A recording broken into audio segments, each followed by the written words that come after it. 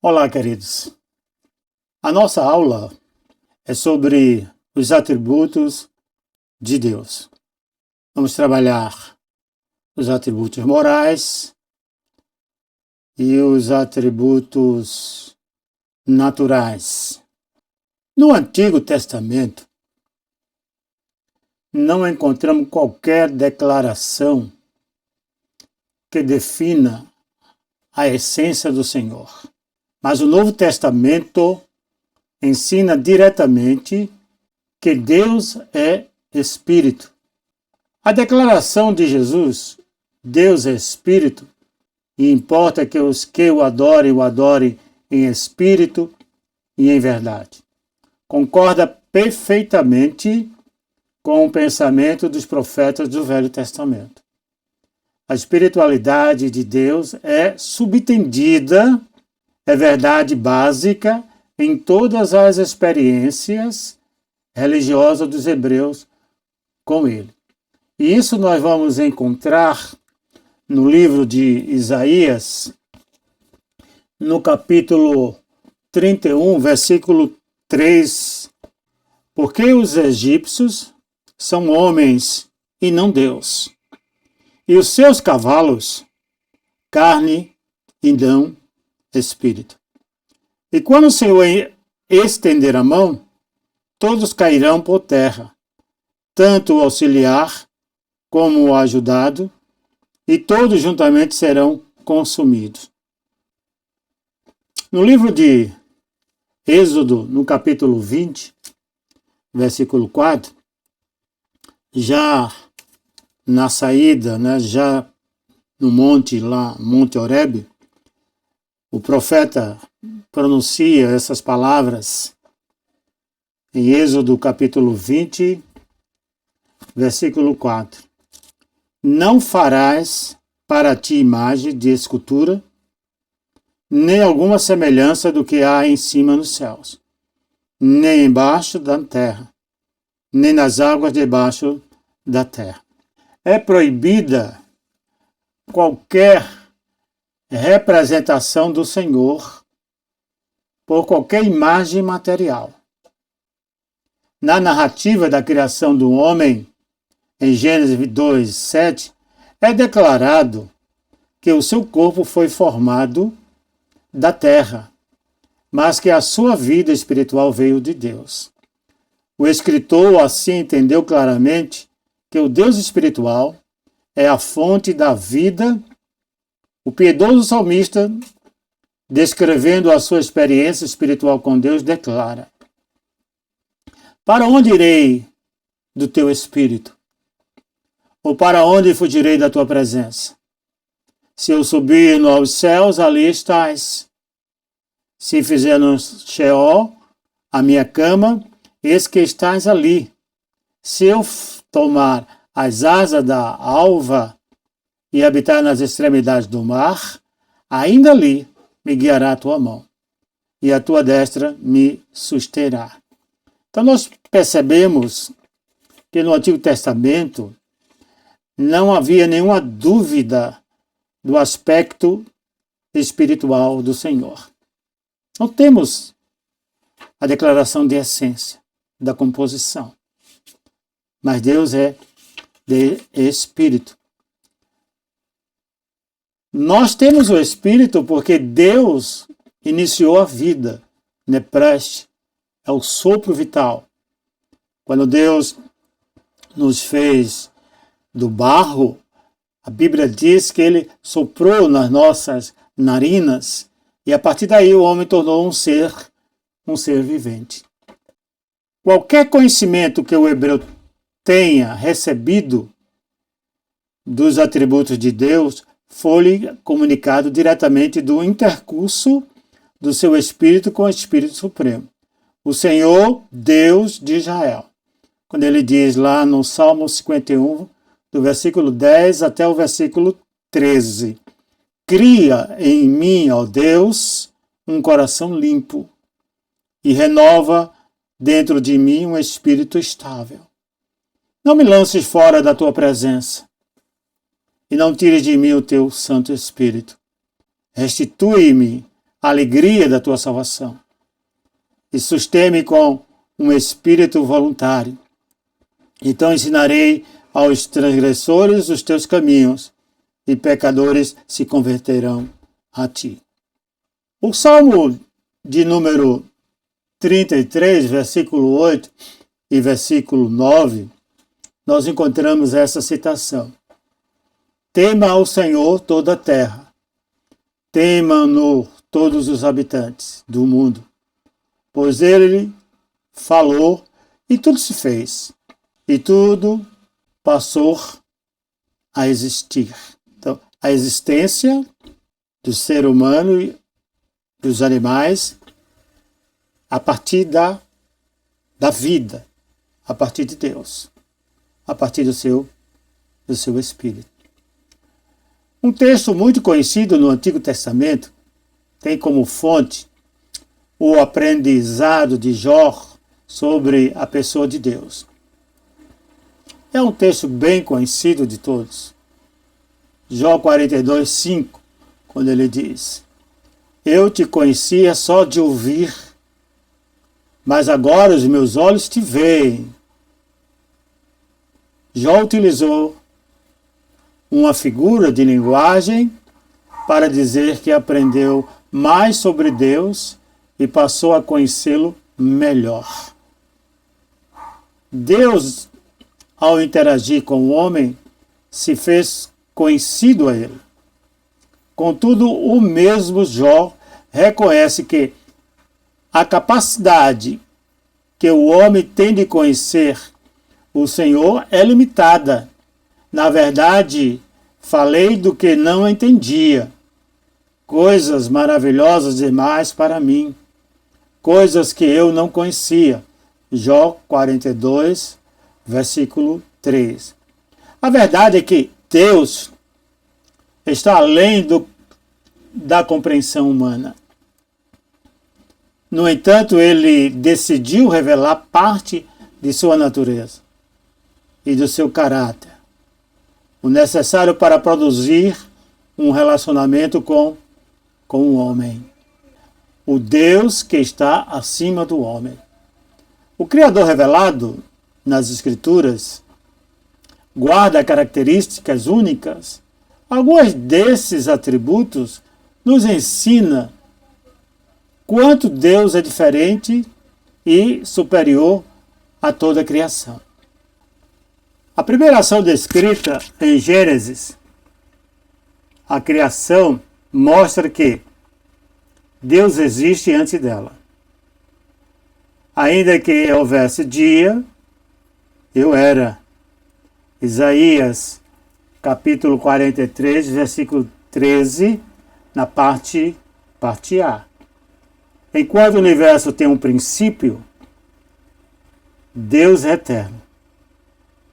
É certo que o conceito da eternidade, conforme o homem, para a humanidade, tudo que existe teve um momento inicial, perdura durante certo tempo e finalmente acaba.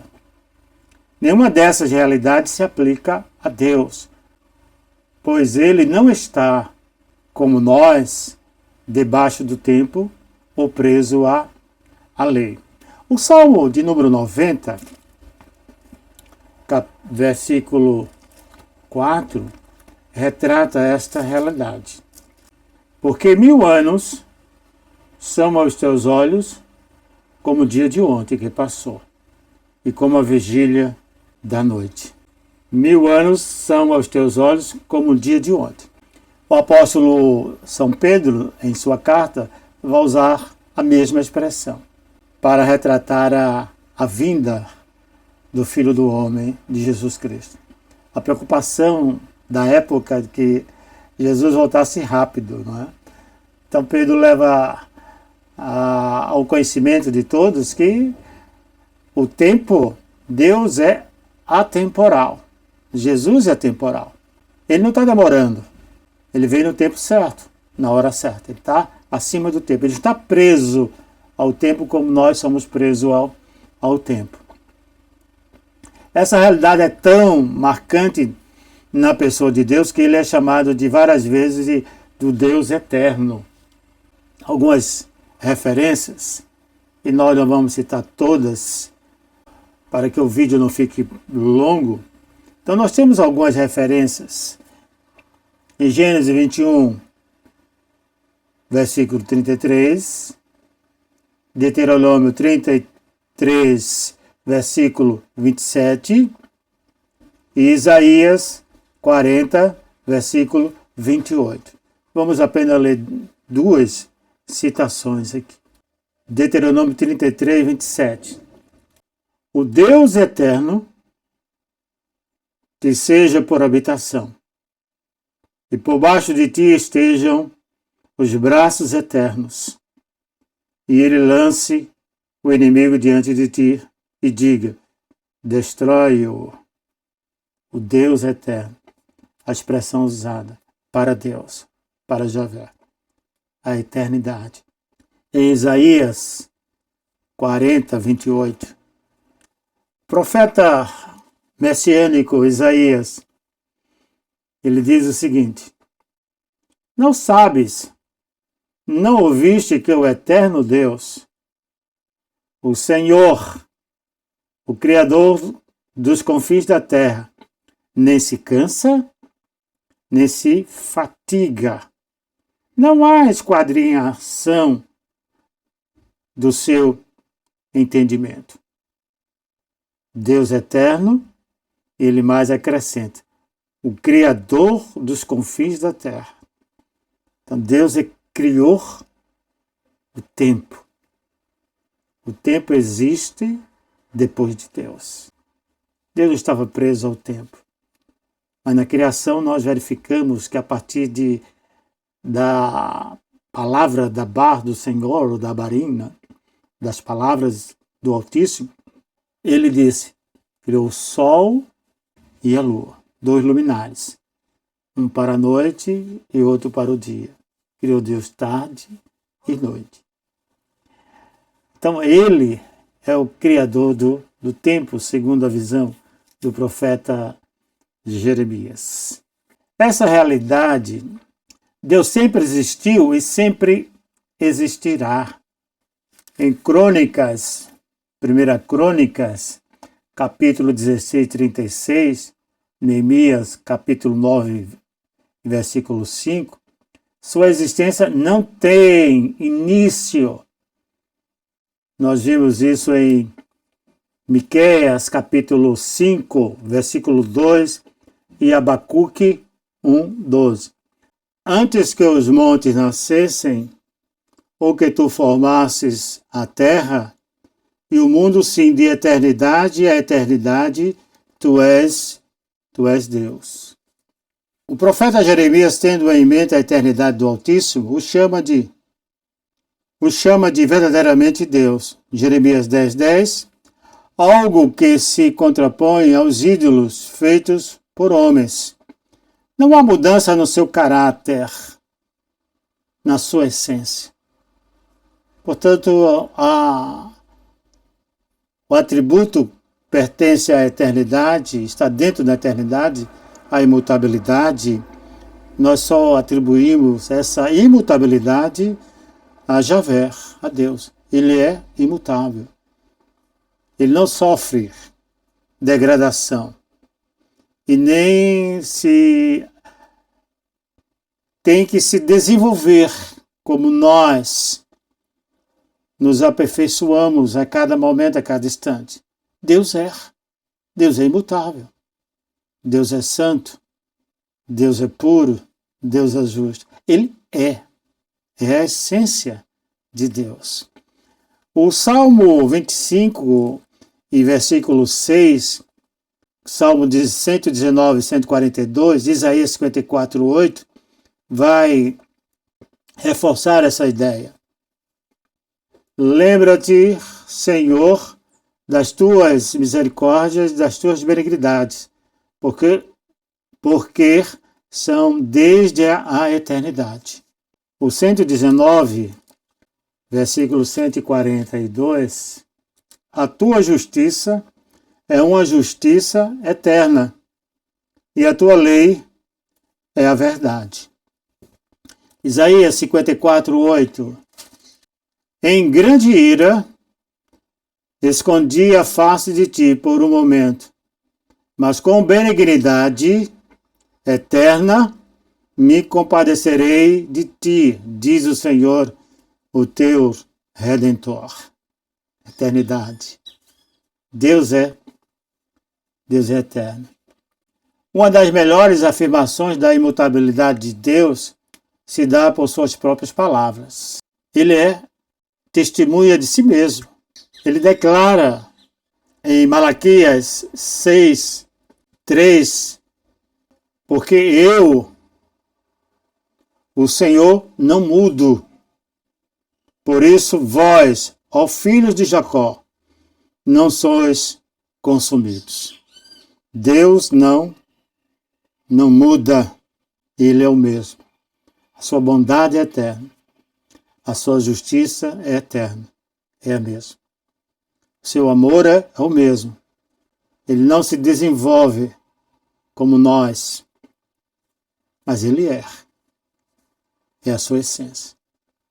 E é interessante que o apóstolo João, na primeira carta, diz exatamente isso. Deus é amor. Ele não aprendeu a amar. Sendo o amor, ele nos ensinou a amar. E nós vimos o maior ato de amor na história da humanidade, do mundo. E ele deu prova disso, entregando seu Filho Jesus Cristo para morrer em nosso lugar. Por fim, a eternidade de Deus lhe serve de garantia da sua credibilidade. Ele mesmo lança mão desse tributo ao assegurar proteção ao seu povo e retribuição aos seus inimigos, produzindo neles confiança. O profeta Isaías reconhece essa relação entre a eternidade de Deus e a garantia do cumprimento das suas palavras. Isaías capítulo 26, versículo 4. Confiai no Senhor perpetuamente, porque o Senhor Deus é uma rocha eterna. Louvado seja o Senhor. Um outro atributo de Deus, ele é ilimitado e infinito.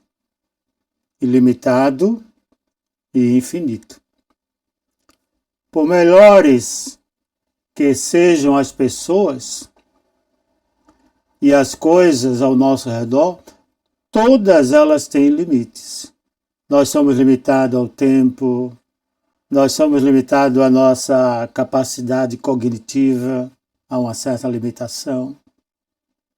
Nós somos limitados na compreensão das coisas, não temos o conhecimento geral total das coisas. A qualidade e o valor de cada coisa, ainda que grandes, encontram em algum ponto seu alcance máximo. Entretanto, essa regra não é válida para Deus, pois Ele é infinito. Essas verdades são destacadas por Davi ao falar sobre as palavras e os caminhos do Senhor. Essa infinitude de Deus, essa característica de Deus infinito, Deus ilimitado, é que o ser humano ele tem desejo de Deus. Ele necessita de Deus. O finito necessita do infinito. Por isso o salmista, no Salmo 42, versículo 1 e versículo 2, ele diz o seguinte: como o servo brama pelas correntes das águas, assim suspira minha alma por ti, ó Deus. A minha alma tem sede de Deus, do Deus vivo. Quando entrarei e me apresentarei ante a face de Deus? Sede de Deus. O livro de Eclesiastes, no capítulo 3, alguma coisa assim parecida com esse desejo que o homem tem do infinito. Eclesiastes capítulo 3, versículo 11, em algumas traduções são diferentes essa palavra de eternidade. Alguns vão dizer que Deus colocou a eternidade no coração do homem. Aqui a minha tradução já diz que Deus colocou o tempo. Quando ele diz, capítulo 3, versículo 11, tudo fez formoso em seu tempo. Também pôs o mundo no coração deles, sem que o homem possa descobrir a obra que Deus fez desde o princípio até o fim. Deus colocou o mundo, ou seja, a eternidade, no coração do homem. Por isso que o homem tem sede de Deus. A infinitude de Deus lhe confere, em primeiro lugar, perfeição. Isso porque o conceito de um Deus sem limites não admite a ideia de que haja alguém maior ou melhor, ainda que o Antigo Testamento incentive a perfeição de caráter do seguidor do Senhor. Em Gênesis 17, versículo 1, quando diz, sendo, pois, Abraão, da idade de 99 anos, apareceu o Senhor a Abraão e disse-lhe, eu sou o Deus Todo-Poderoso. Anda em minha presença e ser perfeito. Há uma exigência muito forte dos seguidores de Javé, de Jesus Cristo, a buscar a perfeição, o amadurecimento, o crescimento espiritual. Vamos chegar à perfeição de Deus. Mas devemos caminhar. Devemos ter como alvo a perfeição. Então essa é uma das... A perfeição de Deus é inatingível para o homem e está além da sua capacidade de compreendê-la. Jó, capítulo 11, versículo 7. Jó, capítulo 11, versículo 7.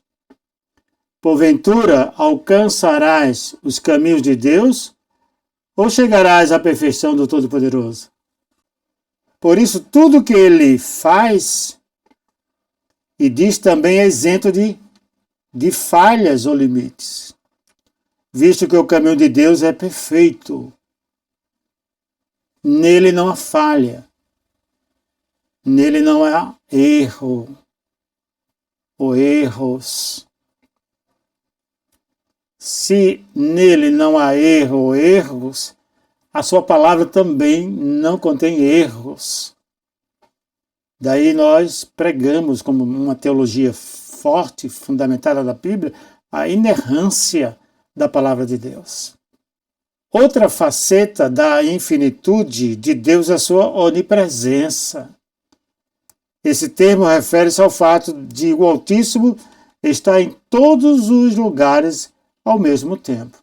Deus, na totalidade da sua essência, sem difusão ou expansão, multiplicação ou divisão, penetra, preenche o universo em todas as partes. O salmista conta essa experiência no Salmo 139, do 7 ao versículo 10. Para onde irei do teu espírito? Ou para onde fugirei da tua face? Se subir ao céu, tu aí estás. Se fizer no Seol a minha cama, eis que tu ali estás também. Se tomar as asas da alva, se habitar nas extremidades do mar, até ali a tua mão me guiará, e a tua destra me susterá. Se disser, de certo que as trevas me encobrirão, então a noite será luz à roda de mim. Isso significa simplesmente dizer que ninguém pode fazer nada longe da presença do Senhor, trazendo aos homens a noção da responsabilidade. Deus está presente. A presença de Deus é real, gente. Deus está presente no trabalho, Deus está no nosso lar, Deus está na nossa igreja, Deus está presente em qualquer atividade que você fizer e Ele também vai estar presente. Ele é onipresente, Ele vê todas as coisas. Não podemos fazer nada escondido do Senhor. Há um lerdo engano aqueles que pensam que esconde algo do Senhor. É mais fácil a gente, ao cometermos alguns erros, é mais fácil da gente se arrepender, confessar e pedir o perdão de Deus, do que tentar mascarar, camuflar a nossa vida diante do Senhor, diante do altar.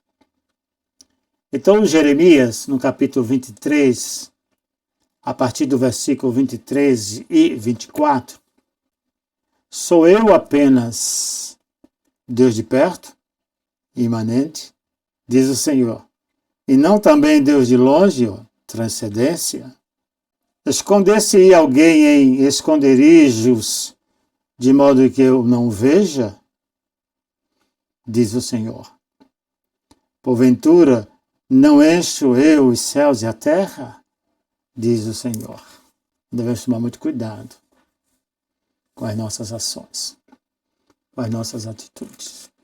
Em terceiro lugar, dentro do aspecto de ilimitado e infinito, por fim, a infinitude de Deus pressupõe sua onipotência. Significa que não há limite na capacidade do Senhor. Tem de fazer tudo quanto queira ou deva fazer. Essa noção de onipotência recebe contestação semelhante a esta famosa pergunta. Deus pode criar uma pedra tão dura que ele não possa destruir? Qualquer resposta cria uma aparente incapacidade em Deus. Seja no criar tal pedra, seja no tentar sem sucesso destruí-la. Contudo, essa é uma distorção do conceito de onipotência, pois tal atributo é coerente com a verdade, a lógica e o caráter de Deus. Frase como: Deus não pode morrer, Deus não pode mentir, Deus não pode criar alguém melhor ou mais forte que Ele, e Deus não pode criar um triângulo com 4 lados. Além de não afetarem sua onipotência, atestam sua perfeição, santidade, sabedoria e coerência. A onipotência é vista inicialmente no ato de criar tudo que existe. Jeremias afirma que Deus fez o céu pelo seu poder. Jeremias 51, versículo 15. E o salmista atesta que os céus, por suas palavras, se fizeram, e pelo sopro de sua boca, o exército dele. Salmo 33, versículo 6. A onipotência não é vista apenas na criação, mas também no realizar coisas que são impossíveis para um homem. Por isso, ao fazer uma aliança com Abraão, cujas promessas visavam o desdobramento histórico improvável na concepção humana, o Senhor se apresenta como um Deus todo-poderoso, ou seja, Deus El Shaddai. Em Gênesis 17, versículo 1. Esse poder se faz sentir em ações práticas, como fazer a estéril Sara tornar-se mãe. Gênesis 18, 14. Jeremias completa essa noção dizendo: coisa alguma te é demasiadamente maravilhosa. Jeremias 32, versículo 17. Outro modo de o Antigo Testamento apresentar o poder limitado do Senhor é comparando ao poder do homem. Ele é poderoso acima de todos, e nada do que queira fazer pode ser impedido por quem quer que seja. Jó 42, 2. Esse versículo nós já lemos logo no início. Assim Deus é poderoso para salvar seu povo. Nenhuma há que possa livrar alguém das minhas mãos. Agindo eu, quem o impedirá? Isaías 43, versículo 13. No final das contas, quando não há consenso entre os desejos da criatura e do Criador, quem prevalece é o Senhor. Provérbio 19, versículo 21. Em quarto lugar, Deus também se distingue da humanidade no campo do conhecimento, sendo onisciente. O Salmo 139 demonstra exatamente essa onisciência de Deus. Ele conhece tudo que existe, ainda que o escopo de tal conhecimento seja inatingível sobre a perspectiva humana, mas Deus já conhece. Deus sabe de todas as coisas. É onisciente. Mesmo as coisas mais ocultas, como o íntimo das pessoas, são desvendadas diante de Deus. Pois o Senhor sonda os corações. Deus vê o coração. É interessante que essa palavra coração aqui, às vezes a gente, se não tiver um conhecimento mais profundo das palavras, do conhecimento bíblico, mas Deus vê o coração, mas o coração é sentimento. Não é só sentimento. O coração é o centro vital das vontades, dos desejos e da capacidade cognitiva. Todas essas coisas ficavam no coração. Então Deus sabe nossos pensamentos. Jesus demonstrou isso a Natanael, quando disse que havia visto embaixo de uma árvore. E ele ficou admirado. E coisas grandes verás ainda. Então a onisciência é um dos atributos dentro do aspecto de ilimitado e da infinitude de Deus. O conhecimento de Deus abrange também as coisas futuras. Por isso anunciou com antecedência acontecimentos futuros, como a fome do dia de José,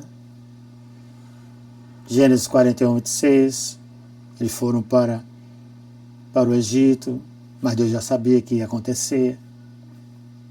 As sucessões políticas previstas na estátua de Nabucodonosor, Daniel 2, 29. A destruição do altar pagão por Josias, 1 Reis, capítulo 13, versículo 2. 2 Reis 23, 16. E a subjugação da Babilônia e a libertação dos israelitas por Ciro. Isaías narra isso no capítulo 45, versículo 1, e também no capítulo 48, versículo 14. Outro atributo, outra característica de Javé é que é um Deus santo, Kadosh. Ser santo significa que Deus é separado.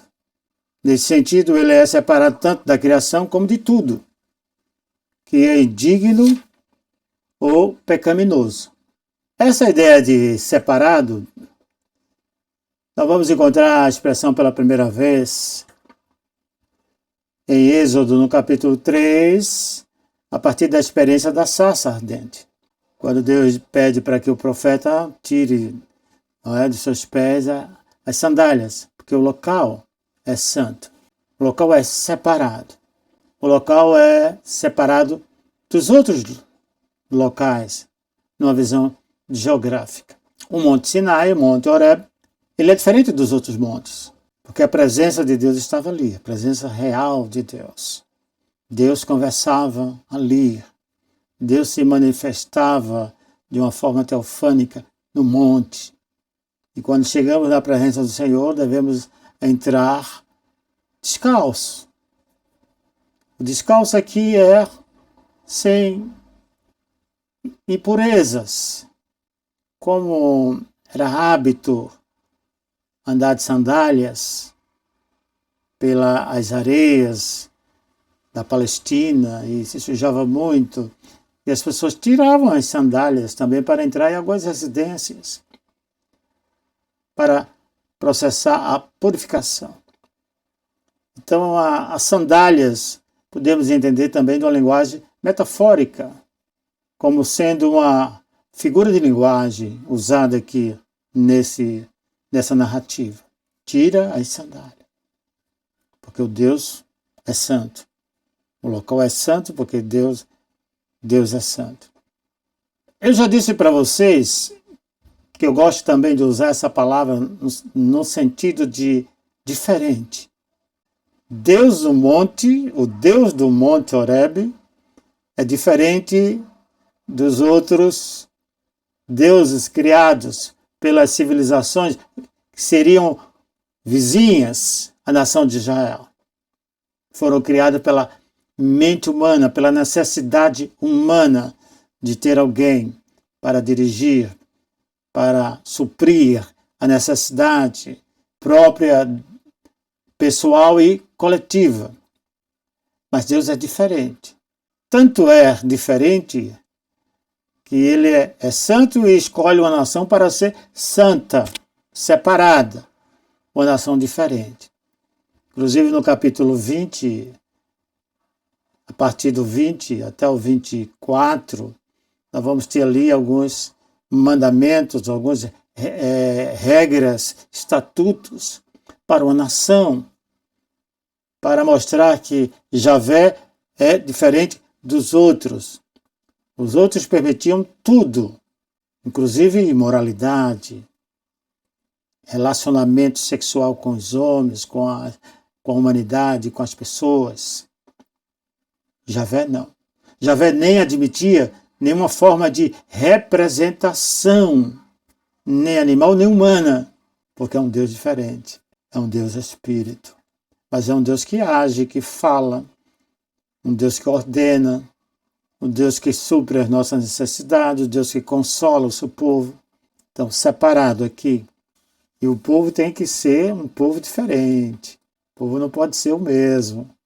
O apóstolo Paulo diz, olha, tira do guarda-roupa todas aquelas vestimentas antigas, velhas, e troca por roupas novas. Isso significa dizer novos ensinamentos, baseada na ética divina, baseada na palavra de Deus, baseada na vontade de Deus. Trata-se de uma absoluta separação do mal. Ele é superior e separado de tudo que não é Deus e que não é perfeito. De modo positivo, pode-se dizer que a afirmação de que Deus é santo significa que ele é completamente puro e distinto de tudo o mais que existe. Essa qualidade de Deus define todos os traços do seu caráter. A santidade de Deus implica várias coisas. Em primeiro lugar, ele não faz parte de um panteão, nem guarda semelhanças com as características dos falsos deuses. Êxodo capítulo 15, versículo 11. Ó Senhor, quem é como tu entre os deuses? Quem é como tu glorificado em santidade, terríveis em louvores, operando maravilhas? Enquanto os deuses do paganismo têm características negativas, como os defeitos de caráter dos homens, o Senhor é diferente e único.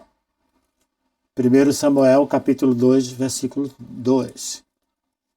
Não há santo como é o Senhor, porque não há outro fora de ti. E rocha nenhuma há como nosso Deus. Não há santo como é o Senhor. Santo, santo, santo é o Senhor dos Exércitos. O nosso Deus, o Deus 3 vezes santo, conforme a visão teofânica de Isaías. Ele apresenta uma moral perfeita que o faz agir como uma ética perfeita, que o diferencia de todos. É interessante que nós não atribuímos nenhuma características negativas a Deus. Nós definimos os atributos de Deus a partir das características humanas, mas só usamos as características positivas, não negativas a Deus. Nós os atribuímos, porque não encontramos. Nos outros nós encontramos. Quando eu digo os outros, eu digo aqueles que foram criados pela imaginação humana. Perversidade, promiscuidade, devassidão, era deuses lascivos, imorais, vingativos, egoístas. Em Deus nós encontramos isso porque não há nele nenhuma característica negativa humana. O profeta Isaías, no capítulo 40, versículo 25, a quem, pois, me farei semelhante, para que ele seja semelhante, diz o santo.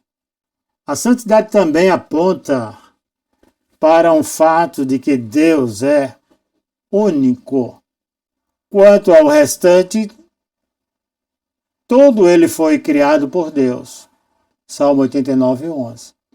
Ainda que as Escrituras não narrem a criação de todas as coisas, por exemplo, as dos anjos, não há espaço para qualquer outro Criador. Assim, nada mais óbvio que Deus se revelar como único Senhor. Deuteronômio 6, versículo 4. A consequência é uma adoração inteiramente voltada a Ele, sem que seja dividida com nada, nem com ninguém. Deuteronômio 6, versículo 4 e 5. Ouve, ó Israel, o Senhor nosso Deus é o único Senhor. Amarás, pois, o Senhor teu Deus de todo o teu coração, e de toda a tua alma, e de todo o teu poder. É possível haver alguma confusão quando se vê em textos em que outros deuses são personificados, como o caso do juízo de Deus sobre o Egito, quando o Senhor diz: executarei juízo sobre todos os deuses do Egito. Êxodo 12, 12. Entretanto, esse é um modo de demonstrar a tolice de se confiar em deuses inexistentes, criados na mente humana. Deuteronômio 4, 35. Diz o próprio Senhor: além de mim, não há outro Deus. Isaías 44, versículo 6. O ato de Deus separar um povo para si não elimina a responsabilidade dos próprios servos de se consagrarem a Ele. Na verdade, para ter comunhão com Deus, é necessário que o homem assimile o conceito da santidade do Senhor e entre o processo de reproduzi-lo em sua vida. Levítico 11, 44. Ser povo santo é, naturalmente, repudiar o que é imoral e corrupto e afastar-se disso. Deuteronômio 23, versículo 14. Chegamos à primeira parte da nossa aula sobre os atributos de Deus. No próximo vídeo, nós vamos produzir a nossa segunda aula. Então aguarde, participe do canal. Se você ainda não é inscrito no canal, faça a sua inscrição. Divulgue o canal. Além de assuntos teológicos, nós temos lá uma escola bíblica online, e já estamos na 8ª lição da escola bíblica Getsemane. Então participe, divulgue na sua igreja, divulgue nos grupos particulares.